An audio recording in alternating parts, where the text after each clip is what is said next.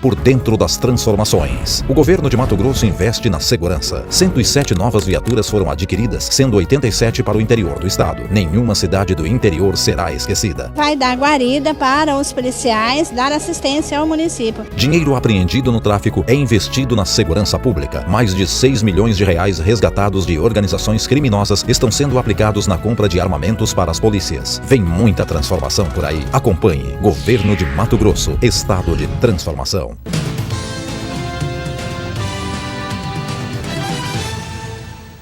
Estamos de volta e continuamos a entrevista com a deputada estadual Janaína Riva. Deputada, em julho, um blogueiro que estava sendo acusado de ensinar a estuprar, né, proferiu diversas calúnias contra a senhora e a senhora falou que ia denunciar e tudo mais. Como que está essa situação? Bom, na verdade eu fiz a denúncia, né? Até porque, como mulher, eu acho que nós vivemos um momento muito importante de se impor, né? Eu até brinco, às vezes, eu falo, eu me banco, né? Assim, mas esse me banco, eu não quero dizer financeiramente, mas eu quero dizer moralmente. Eu digo quando a mulher, ela se respeita, ela se dá o respeito e se dá o direito de fazer diferente, que é o que eu faço. Então, quando esse blogueiro me chamou, por exemplo, de feministinha, né? E me xingou, por exemplo, de coisas como vagabundinha. Então, assim, você viu um machismo explícito, né? E totalmente ele fora de sintonia com o mundo real. Ele, na verdade, ele proferia ofensas contra o meu pai e disse que eu seria como meu pai e tal. Então, eu fiz a denúncia e eu tenho certeza que eu vou ganhar na justiça, porque é um absurdo alguém falar isso de outra pessoa. Mesmo que conheça essa pessoa, é um absurdo dessa forma. Eu não sou contra as críticas, tanto é que eu sou uma das deputadas que mais tem seguidores nas redes sociais, então eu sou acostumada com a crítica, mas eu gosto da crítica construtiva, a crítica respeitosa. Pode fazer uma crítica ao meu trabalho, não concordar com aquilo que eu estou falando, mas de forma alguma me ofender. Né? Então tem muita gente que faz isso, que menospreza as mulheres. Hoje mesmo eu fiz um post falando sobre isso, né? Tá na capa da Isto É, tá na capa da Época, o movimento das mulheres, a primavera das mulheres. Então as mulheres estão chamando a atenção para esse preconceito. E eu me senti completamente atingida por esse blogueiro, pela forma como ele me tratou, colocando um nariz de palhaço, fazendo de umas formas que eu não faria com ninguém. Né? E assim, se fosse um filho meu, por exemplo, eu ficaria constrangida de que fizesse ou tivesse um comportamento como esse. Então, eu fiz a denúncia, a ação, ela está transcorrendo na justiça e eu estou aguardando, mas com muita serenidade, que eu tenho certeza que eu vou vencer. A senhora é a única mulher representando o Estado dentro da Assembleia Legislativa e chegou em um momento delicado da sua vida pessoal. Nesse tempo de gestão, como é que entrou a Janaína Riva na Assembleia Legislativa e como está? Bom, eu tenho certeza que eu entrei muito menor do que eu estou hoje, né? Como eu te disse, para mim, o meu trabalho, ele supera qualquer crítica que seja. Eu fico muito feliz de ter só 26 anos e já estar fazendo um trabalho que já faz diferença dentro do Estado. As minhas emendas, por exemplo, graças a Deus consegui emplacar todas elas e para atividades, principalmente nos municípios que são meus municípios de base, até porque no início foram 1,5 milhão, agora mais 200 mil. Talvez nós tenhamos até um pouquinho mais agora da Assembleia, de uma devolução do governo, que o governo vai nos passar em emenda, mas já estou fazendo a diferença. Então, essa questão da minha vida pessoal, por exemplo, lógico que quando eu entrei, em vários momentos eu me senti ofendida. Com aquela questão, por exemplo, das fotos. Cada hora aparecia uma foto diferente, uma mulher diferente, e as pessoas colocando como se fosse eu. Algumas que mostravam o rosto diferente, mas por eu ser uma deputada novata e as pessoas ainda não me conhecerem, muitas acharam que era eu. Mas eu tive, graças a Deus, muita tranquilidade com relação a isso. E muita serenidade. Inclusive, eu disse que mesmo que fosse, quer dizer, as pessoas não podem querer colocar a nossa vida privada, a vida da pessoa pública, a sua vida privada, como mote do seu trabalho. Esse não é o objetivo. Então, eu sou muito jovem e eu tenho que viver conforme a minha idade.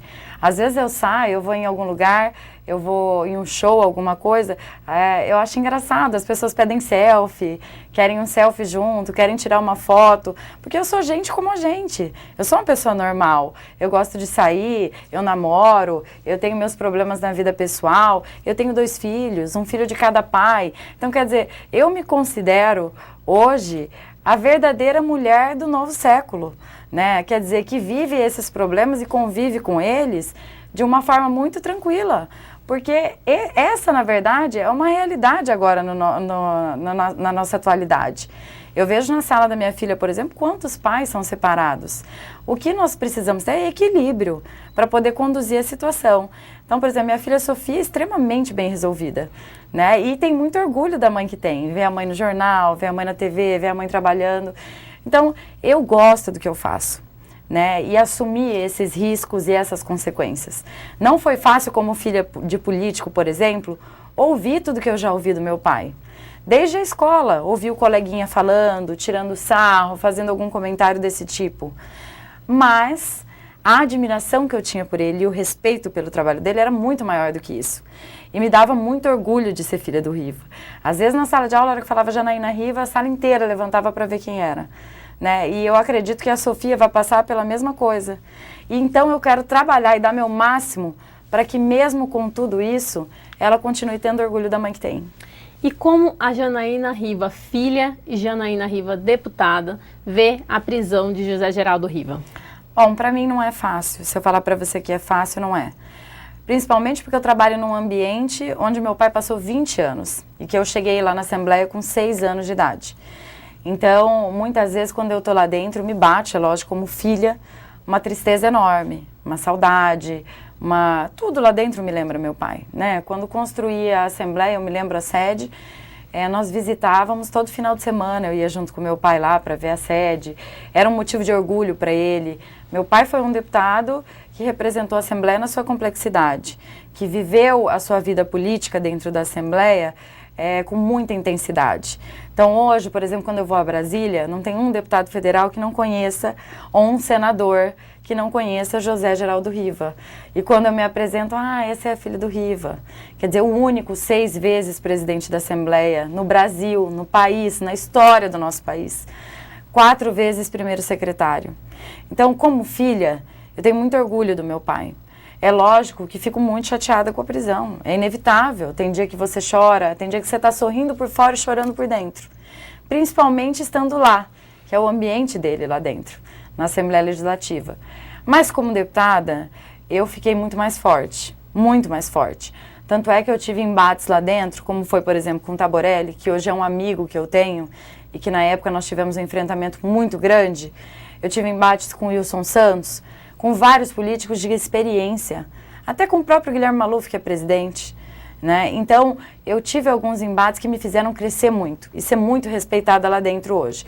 Talvez se eu tivesse baixado a cabeça e me deixado abater pela prisão, eu não teria a força e a expressão que eu tenho hoje dentro da Assembleia.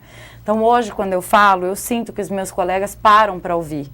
E isso, para mim, é muito valoroso.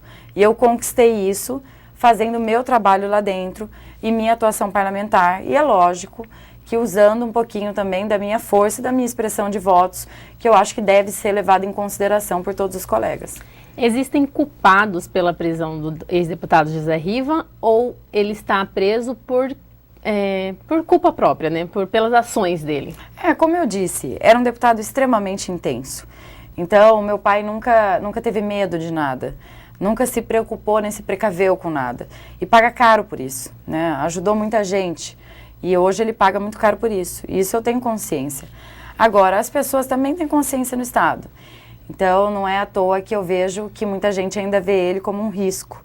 Porque eu não tenho dúvida nenhuma que o deputado Riva, livre e desimpedido para sair candidato, é o mais votado do que qualquer outro deputado estadual. Então, quer dizer, ele plantou uma semente dentro do Estado que virou uma árvore muito forte, que virou uma aroeira. E ela é difícil de ser desconstruída. Porque quando você vai, por exemplo, para Brianorte, que é um distrito de Nova Maringá, você vai ver um posto de saúde da Uri Riva, que era uma coisa que jamais eles pensavam que fosse existir. Tem até o nome do meu avô em homenagem ao meu pai, e hoje tem. Quer dizer, não tem nem 1000 habitantes. Então, meu pai chegou a lugares que nenhum deputado chegou. E com amor e com muito carinho. Então, isso as pessoas não esquecem. Então, tem muita gente hoje que eu não consigo fazer o mesmo que ele fez. Mas, pelo trabalho que ele fez, tem lealdade comigo. Então, eu tenho muita confiança, não só em mim e no meu trabalho, mas eu tenho confiança nessas sementes, nessas aroeiras que meu pai plantou pelo Estado. Na sua opinião, caso seu pai aceitasse uma delação premiada, muitos deputados e outros políticos estariam na berlinda? Bom, se na verdade, eu converso muito com ele sobre isso, e uma delação você só se aceita fazer quando você é culpado por alguma coisa. E ele acredita muito que ele vai conseguir provar a sua inocência. Eu acredito nisso também. Eu acho que tem muita coisa que pode até ser ilegal, mas não é imoral, é moral. Então, a Assembleia, por muitos anos, ela foi quase um governo do Estado. Por muitos anos, essa é a realidade. E antigamente, se você for ao longo da história, o histórico é muito pior. Então, nós passamos por uma evolução política dentro da Assembleia. E ele viveu esse momento de transformação.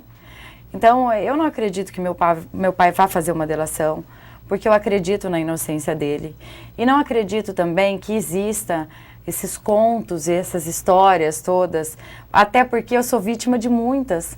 Então, como eu vou julgar alguns se eu passo pela mesma coisa, né? Quer dizer, eu sou acusada às vezes de algumas coisas que eu falo, meu Deus, que absurdo. Às vezes quando eu entro no Google, por exemplo, e eu coloco meu nome lá, eu vejo notícias, por exemplo, que esse ano eu já engravidei umas 2 vezes, sabe? Que as fotos eram eu nua.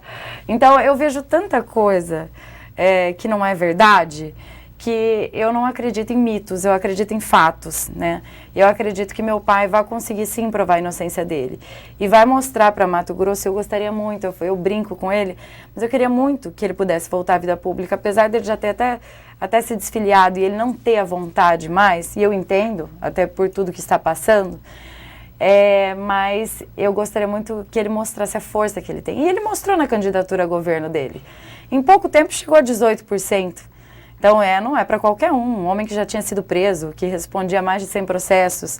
Então, é porque ele trabalhou muito. Então, confio muito nele e não acredito numa delação. Para finalizar, deputada, a senhora é deputada hoje, está deputada hoje, prevê novos passos políticos, vai permanecer na vida pública. O Paiaguás é um desejo? Na verdade, todo mundo tem um sonho, né? Quando você entra na vida pública. Mas eu ainda tenho um futuro muito indefinido. Muito indefinido por quê? Porque eu sou muito jovem.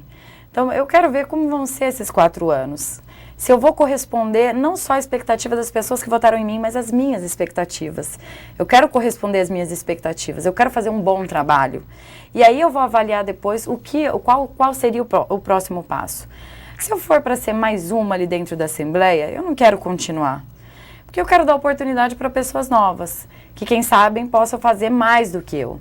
Agora, se eu for uma deputada, e hoje em dia, como tenho sido, ficado entre os 3 mais atuantes, como fiquei na primeira avaliação da Assembleia Legislativa, com projetos, com requerimentos, com indicações, com a fiscalização ao poder público, se eu conseguir fazer esse trabalho, é claro que eu sonho um dia ser uma deputada federal, quem sabe uma senadora, quiçá uma governadora. Nós nunca tivemos uma governadora mulher. Eu tenho pouca idade e condição para chegar lá, mas a população ainda precisa me conhecer. Eu tenho uma facilidade muito grande de conquistar as pessoas quando eu tenho um contato com elas direto. Então eu tenho que andar mais, eu tenho que viajar mais para as pessoas me conhecerem. As pessoas julgam um livro pela capa. Então ela julga pela cor do seu cabelo, pelo batom que você usa, pelo seu jeito de se vestir, né? Então tem um preconceito ainda muito grande com relação a isso, que eu preciso quebrar. E eu preciso mostrar para as pessoas que eu sou muito mais do que um rostinho bonito, do que uma loirinha, do que uma patricinha, e que eu gosto de trabalhar, eu gosto de fazer. Eu me sinto tão orgulhosa, por exemplo, de poder ajudar a Juara. Poxa, eu nasci lá. Já pensou fazer um hospital lá com qualidade, ver a população sendo bem atendida e eles dizerem, nossa, quem fez esse hospital e quem ajudou a construir tudo isso aqui é uma menina que nasceu aqui. Né? Então, eu quero poder construir isso. E o meu futuro, a Deus pertence, né? Tá ótimo. Deputada, eu quero agradecer a sua participação aqui no RDTV. E essas e outras entrevistas, você já sabe onde acessar, né? rdnews.com.br/RDTV.